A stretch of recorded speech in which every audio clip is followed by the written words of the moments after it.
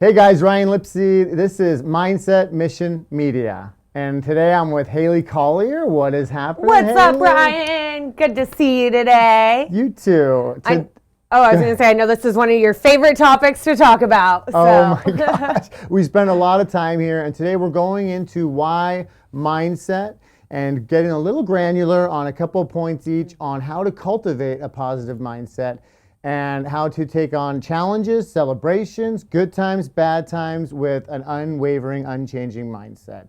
It's kind of like people think, oh my gosh, I'm a little dehydrated or I have a headache. I better pump up my mindset, right? And it just doesn't work like that. It's not like a pill. It's not that a you switch take. we just turn on and off. Yeah, you can't go from like down in the dumps to like up in the heavens kind of mindset with a switch. It's more like a way of life, more Right. like a dialogue we have with ourselves.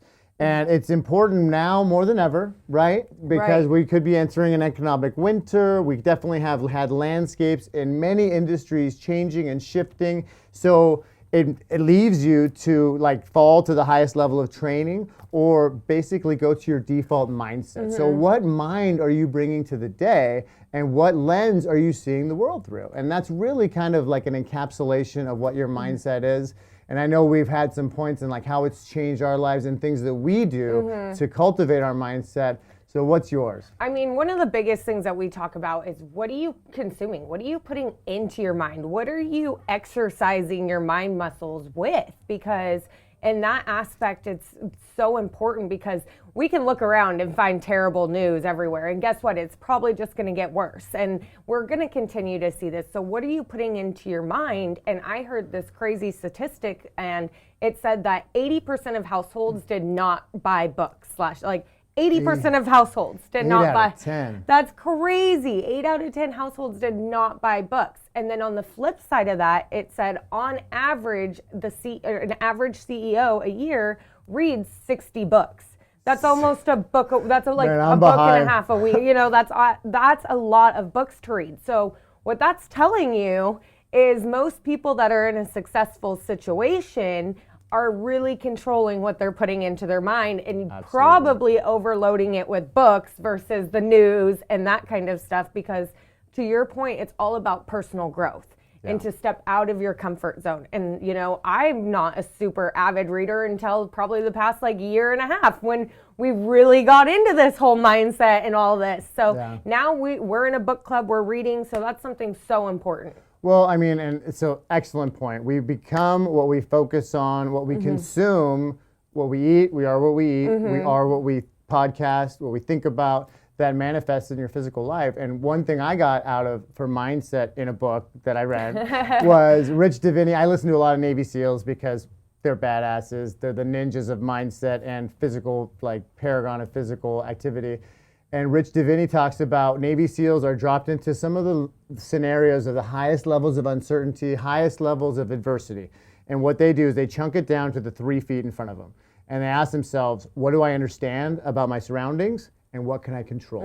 Okay, so if Navy SEALs are chunking it down to what can I control in this moment, I can control what I put in my mind. I can control my attitude. I can control my activities, right? The rest is out of my control. And if it's out of my control and I can't exercise control over it, then it's really, I've got to focus back on the things that I can control. And that will help you with your mindset because you'll stay active, stay in motion, and you won't have time to get inside and let the negative scarcity mentality creep into your mind. So controlling the controllables, but get granular with it. What's right in front of me that I can do something to take a positive step instead of regressing back into negativity? Well, and one of those things that speak to my mind as you say that is what is your self-talk? Because that's one of the biggest things that you can control that's going into your mind because you're the one doing it. That's why it's called self-talk. Yeah. So, control, even the slightest shifts. I heard in a podcast or read in a book somewhere that somebody was talking and she was this coach and she was saying that I struggle, and she stopped herself and she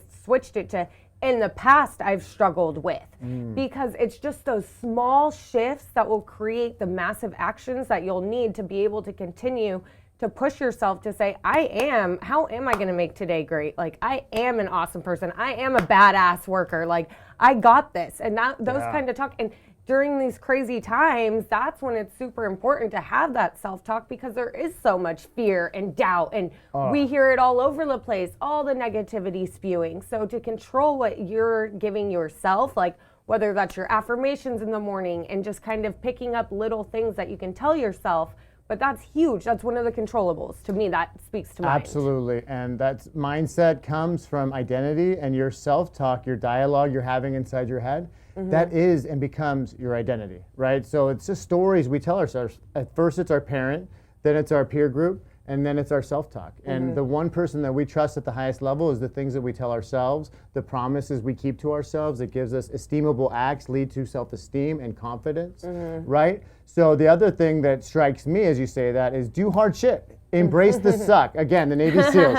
The Navy SEALs, when they're in buds in Coronado Island and they're in surf torture, you embrace the suck because you can have an end goal in mind. You remain and keep perspective as to where you're headed, and you don't get lost in the moment because there's something ahead of you matters so much to you. You're able to push through and embrace the suck a little bit, right? And also living out on your edges and constantly pushing out. What was uncomfortable becomes comfortable, and then there's new uncomfortable levels. And that, I think, is the anatomy of growth. That's what growth looks like, right? Yes. That's how you grow. Yeah, well, and it's so true, too, by stepping out of your comfort zone and getting into those growth periods, which we talk a lot about, which leads us into our next topic, which having those systems in place, which is routines to get you out of your comfort zone, to get you to that point, to be able to step out.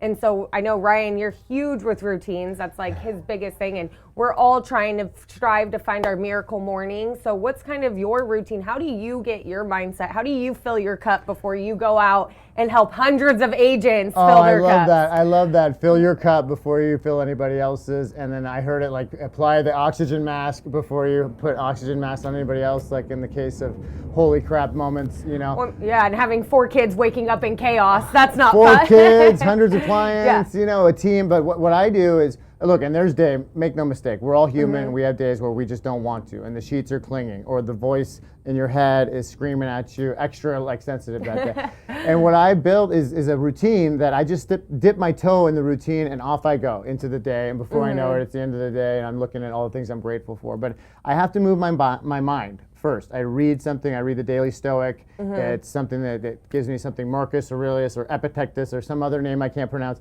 but from the Stoics, right? And then I do a devotional, and then I get quiet and do some deep breathing, like 5 minutes. Like I give the brain a rest, and then I have to move my body. And that's before our huddle. That's before anything. So I work the mind, spirit, soul, and body so that I can cleanse the demons and tie them up and put them back in the basement so I can bring my best self to the day.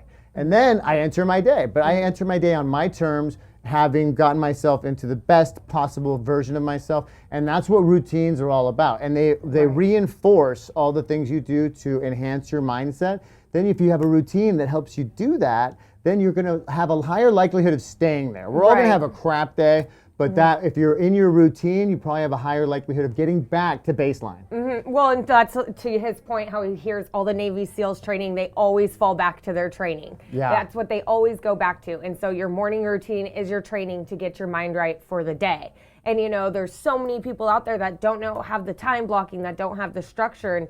And we read it and we listen to all the podcasts that we do.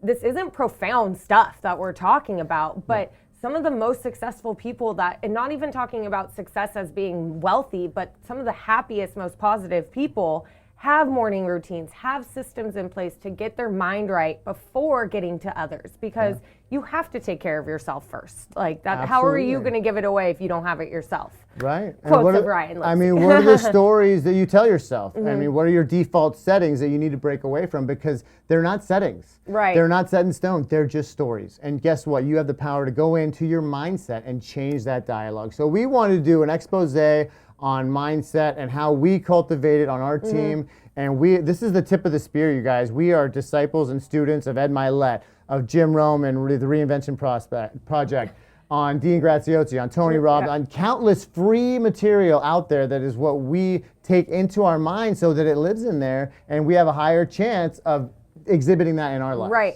Well, and it's important to recognize, you know, the last 2 years, a lot of people were super positive, super happy, because guess what? It's easy to be super positive when things are going pretty good in our space.